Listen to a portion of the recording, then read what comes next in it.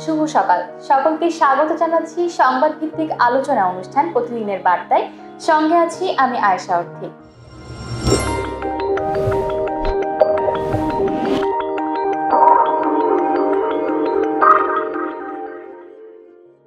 আমরা আপনাদের সাথে আছি আজকেও। আপনারা কিন্তু আমাদেরকে ফেসবুক এবং ইউটিউবে সরাসরি দেখতে পারবেন এবং বাংলাদেশের জাতীয় দৈনিকের শিরোনামগুলো নিয়ে আপনাদের সঙ্গে আলোচনা করব।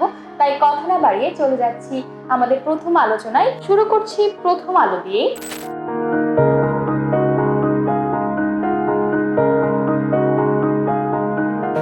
প্রথম আলোর আজকের শিরোনাম, জেলে না গিয়ে বঙ্গভবনের শপথ নিলাম।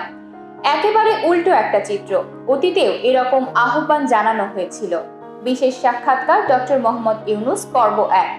ডান পাশের কলামের প্রথমেই রয়েছে গণ অভ্যুত্থানে নিহত 737 জনের খসড়া তালিকা প্রকাশ।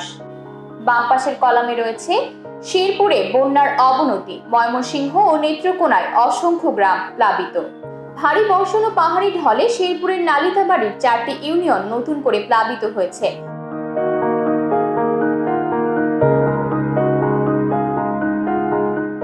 আলোচনায় চলে যাচ্ছি বাংলাদেশ প্রতিদিনে। সংলাপে চাওয়া পাওয়া, দ্রুত সংস্কার আর নির্বাচন দলগুলোর প্রধান দাবি। বাম পাশে রয়েছে সেনাবাহিনী মানুষের পাশে আছে।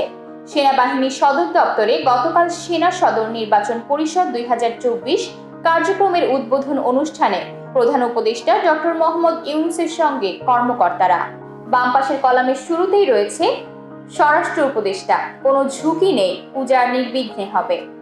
নিচেই রয়েছে বদলাচ্ছে 150 বছরের পুলিশ আইন বিধিমালা।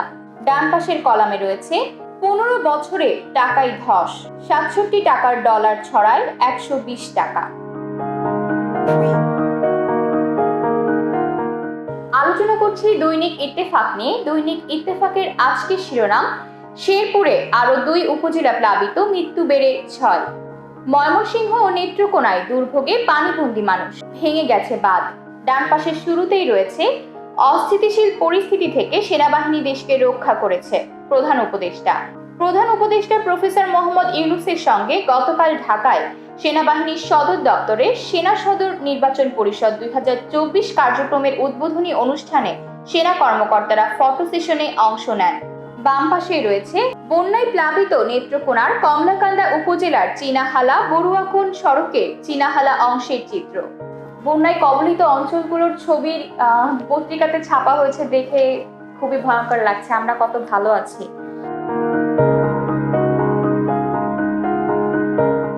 আলোচনায় চলে যাচ্ছি কালের কণ্ঠ নিয়ে। কালের কণ্ঠের আজকের শিরোনামে রয়েছে হুন্ডির হোতা সাবেক এমপি আফজাল, জোর করে 20 কোটি টাকার বই গছান নজরুল।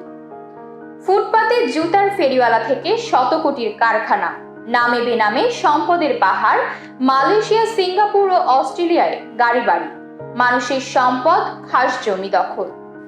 ডান পাশে রয়েছে অন্তর্বর্তী সরকারের প্রধান উপদেষ্টা ডক্টর মোহাম্মদ ইউনূস গতকাল ঢাকায় সেনাবাহিনী সদর দপ্তরে সেনা সদর নির্বাচনী পর্ষদ 2024 কার্যক্রমের উদ্বোধন অনুষ্ঠানে পরিদর্শন বইয়ে স্বাক্ষর করেন।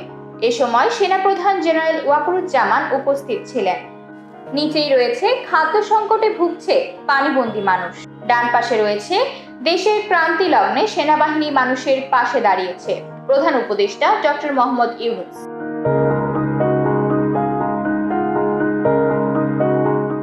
আলোচনায় চলে যাচ্ছি জাতীয় দৈনিক সমকাল নিয়ে। সমকালের আজকের শিরোনাম, বিপুল জায়গায় হাতছাড়া, মহাপরিকল্পনা আটকা, জেঁকে বসেছে অবকাঠামো সংকট। কক্সবাজারে 1 একর, ধানমন্ডিতে 7.5 কাঠা জমি পড়ে আছে অলস। ঢাকা বিশ্ববিদ্যালয়ে ঠাসাঠাসির জীবন, 12 একরেরও বেশি বেদখল। বেদখল জমি পুনরুদ্ধারে আমরা কাজ করে যাচ্ছি। ফাতেমা বিনতে মুস্তফা, ভারপ্রাপ্ত এস্টেট ব্যবস্থাপক, ঢাবি। ডান পাশের কলামের শুরুতেই রয়েছে বন্ধ কোম্পানি চালুর নামে শেয়ার কারসাজির ছক। কোম্পানির মালিকানায় আছেন আবুল খায়ের হিরো, জাবেদ মতিন, সাকিব আল হাসান। নতুন মূলধনের 25 কোটি টাকার মধ্যে 15 কোটি শেয়ার ব্যবসা।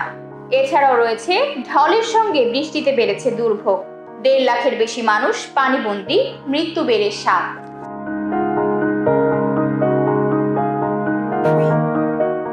আলোচনার শেষের দিকে চলে এসেছি। কথা বলছি জাতীয় দৈনিক কালবেলার শিরোনাম নিয়ে। কালবেলার আজকের শিরোনাম, গোষ্ঠীদ্বন্দ্বের প্রতিশোধ নিতে জুলাই হত্যা মামলায় নাম। ৪৩ আসামির একই এলাকায় ১৭ জনই বিএনপির নেতাকর্মী। নির্দোষ ব্যক্তিরা হয়রানি ও গ্রেফতার বাণিজ্যের শিকার হতে পারেন বলে মনে করছেন বিশেষজ্ঞরা। মামলার তদন্তেও দীর্ঘ সময় ব্যয় হয়ে বিচার কাজে আসতে পারে দীর্ঘসূত্রতা। ডান পাশের কলামে রয়েছে, জামাই শ্বশুর মিলে সোনালী লাইফের ৩৫৩ কোটি লুট, ৪৪ কোটি টাকা বিদেশে পাচার। কোম্পানির টাকায় শেয়ার কিনেছেন ১০ পরিচালক। পারিবারিক প্রতিষ্ঠান হিসেবে ব্যবহার করেছেন মুস্তফা গোলাম কুদ্দুস। বাম পাশের কলামে রয়েছে, ডিসি নিয়োগে দুর্নীতি অনুসন্ধানে দুদকে আবেদন।